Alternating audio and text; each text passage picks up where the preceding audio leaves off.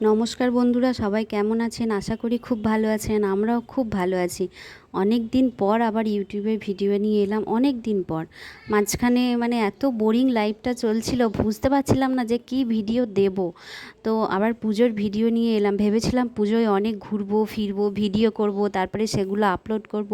কিন্তু মানুষ ভাবে এক আর হয় আর এক, কারণ পুজোতে আমরা শরীর খারাপের মধ্যে পড়ে গেছিলাম।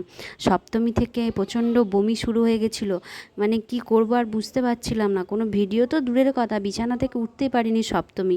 তারপরে কাছে পিঠে অষ্টমীর দিনকে একটু অঞ্জলি দিতেই হবে, সারা বছরের পর ওই একটা দিন অপেক্ষা করে থাকি, তাই অষ্টমীর দিনকে যা হোক করে গেছিলাম। নবমীর দিন সন্ধে থেকে যে একটা প্যান্ডেল হপিং দেখবো, কিচ্ছু করতে পারিনি। ঠাকুর মা চেয়েছিলেন, মা দুর্গা, তাই পঞ্চমী ষষ্ঠী আমরা একটু বেরিয়েছিলাম।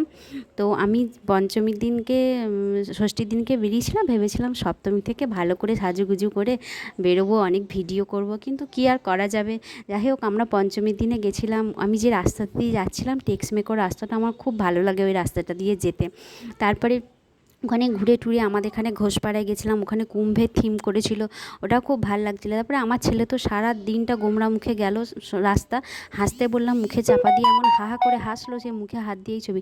তারপরে দেখুন, ঠিক টাইমেই ওনার মুখে হাসি ফুটেছে।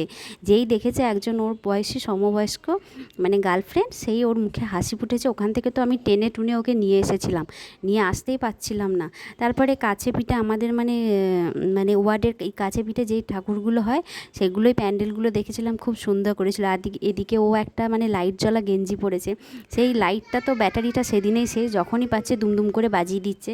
আবার এখানে উত্তরপল্লীতে এসে দাদা ভাইদেরকে পেয়েছে, ওদের সাথে খেলতে শুরু করেছে।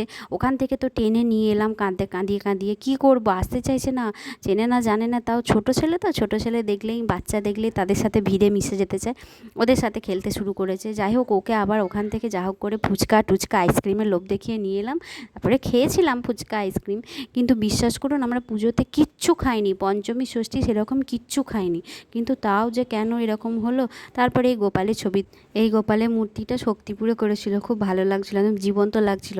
তারপরে এখানে আমি শক্তিপুরে এই থিম হয়েছিল, আমি বলছিলাম যে দেখ, ওই একটা প্যাঁচা আর তুই একটা প্যাঁচা, দুটো প্যাঁচা।